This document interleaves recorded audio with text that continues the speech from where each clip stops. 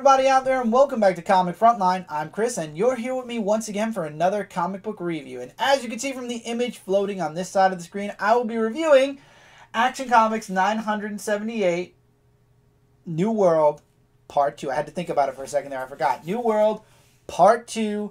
And before we actually get into the pages of Action Comics 978, I gotta give you guys two things. Number one, some preview artwork should be showing up on this side of the screen here. And number two, spoiler alert. You guys know the drill. I will be talking about stuff that happened within the pages of Action Comics 978. And if you haven't read it yet, you definitely do not want to be spoiled.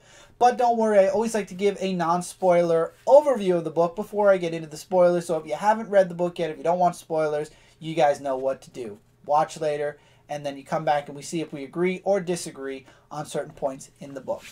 So, a non-spoiler overview.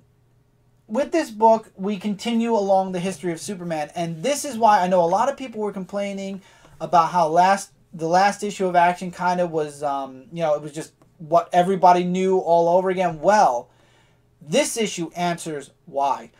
That was the stuff we were all familiar with, unless you're new to Superman, but that is the past that everybody is familiar with. This book explains the connection now and where the aftermath of Superman Reborn, where it all took everything and made it into one story arc. It shows all the changes. It shows what has been kind of intertwined back together, putting our Superman and connecting him to what was going on, or connecting his side of the universe to the New 52, to the point where basically he fits in. It's hard to explain, but it basically fixes the timeline to where there was only ever one true Superman. You'll understand when we get into the spoilers. It's easier to explain that way. But basically, this book explains why we got the history in the last book. That was everything that stayed the same. This book shows what exactly is permanent, what stayed, what changed, etc. And we also get to see the Revenge Squad gaining a new member and starting to form, and we get the identity of the big old red-coated man, which I'm sure almost every single person who's read this book and who knows Superman knows who that is already, but I won't reveal it because that is a spoiler, and we will save that for when we get to the spoilers. I like the artwork in this book. I thought it was good. There were certain points in the book where I thought the art could have been a little better, but I liked it. It was good. It fit this book really nicely, and I really enjoyed the artwork on the splash pages or the two-page spreads. It was really awesome, and it was fun to read. As far as the story, I really enjoyed it as well. I'm looking forward to the next issue. Now that we're done with the history lesson, we're going to be seeing Superman dealing possibly with the Revenge Squad. So definitely something to pick up, and definitely explains and is a reason why, if you haven't read 977 because you didn't want to get the history lesson, I would definitely recommend doing it now. But anyway, let's get into some spoilers. So the book picks up right where the last issue left off. We're still going through Superman's history. However, we are now seeing the changes. Obviously we know that Secret Origin Superman is where the intro goes. So we get to see Superman's first appearance in Metropolis, him saving Lois from a helicopter crash. Lex Luthor, mad, the hatred that Luthor has for Superman off the bat, that he's this alien out of nowhere, shows up, and now the world looks to him. We get to see his life, as he starts as Clark Kent in the Daily Planet, and he kind of had this thing after he saved Lois. He kind of knew that he was in love with her then, but then when he sees how Lois treated him as Clark, he fell even deeper in love with her. Then we get a two-page splash where we get to see a lot of Superman's villains. Some, or actually all of them, from pre-New 52. We see Zod, Imperex, Metallo, Brainiac, Darkseid, Banshee, and we even get to see Conduit.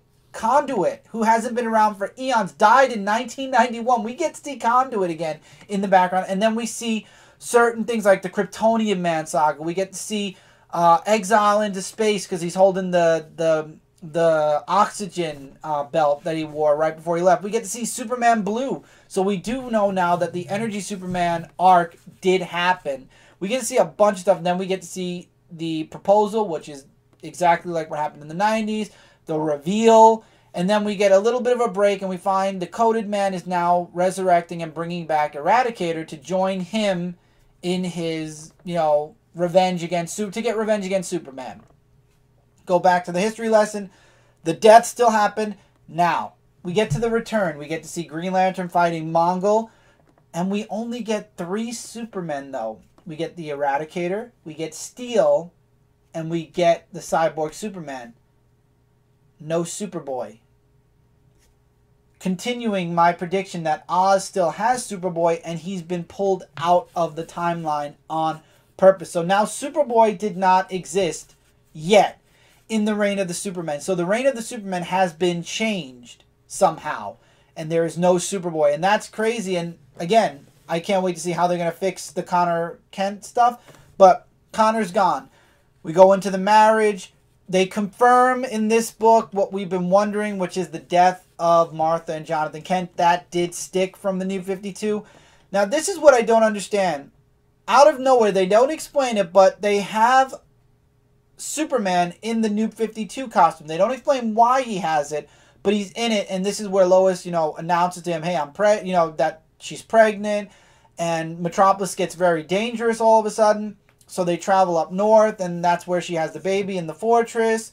And now all of a sudden everybody's in their New 52 costumes, Wonder Woman, Batman, and whatnot. So now this kind of explains off Lois and Clark. So Lois and Clark never happened now, and instead Superman went into kind of a semi-retirement, and they moved to California. They took a sabbatical out of the Daily Planet, and they moved to California for so many years until John got older.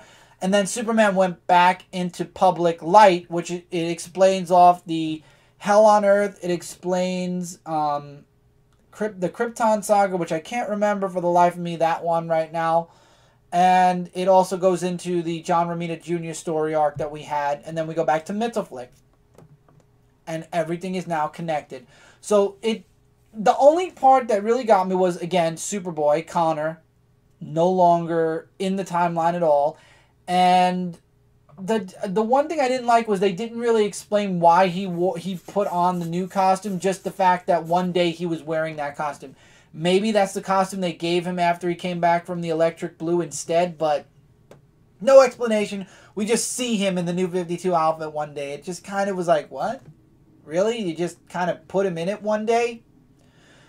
It's ignorable, but it kind of was like, really? They didn't even kind of write off the New 52 costume, but I guess they kept it because they stayed in the New 52 universe. But anyway, then we find out that the voice in Clark's head is Mr. Oz. He's actually telling Superman that you're dealing with powers beyond yourself alone or with family, and he shows him a picture of the whole super family, and Superman kind of gets freaked out and flies off.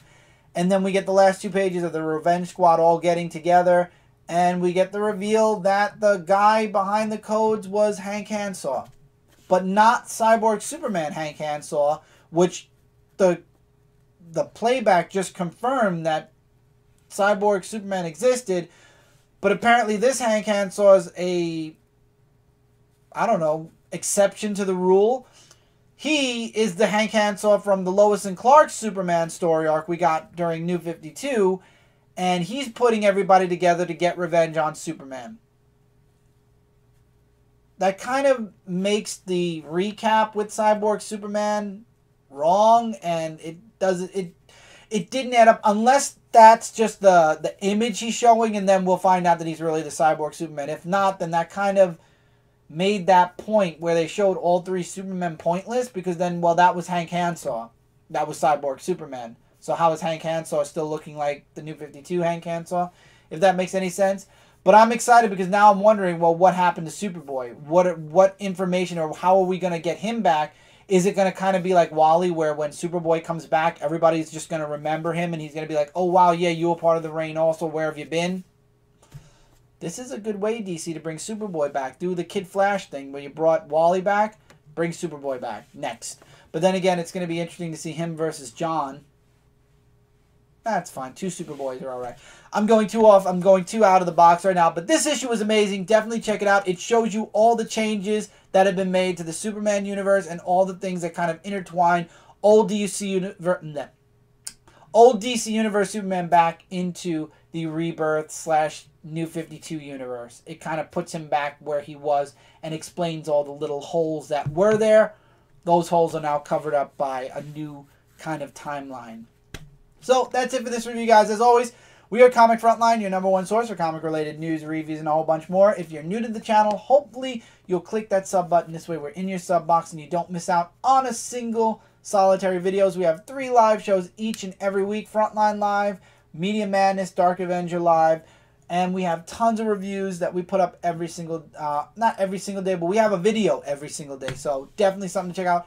And if you read Action Comics 978, we'd love to hear your thoughts on the book. So definitely feel free to leave comments below. Let us know what you thought of the book. Did you like it? Didn't you like it? Did you get the explanation you wanted?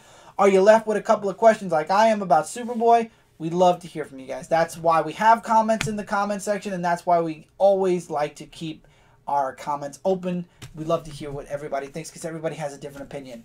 Till next time, everybody, take care, keep reading, keep collecting, and I will see you guys really soon in the next video.